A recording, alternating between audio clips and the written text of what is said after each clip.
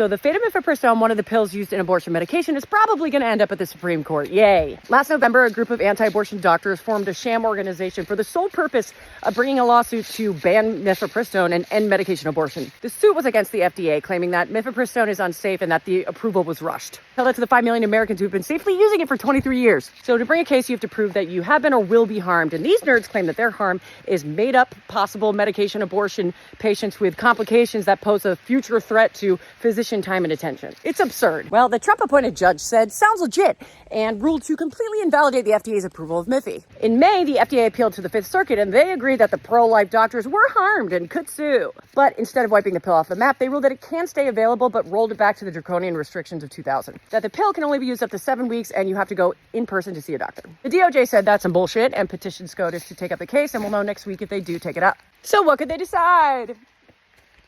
So many options.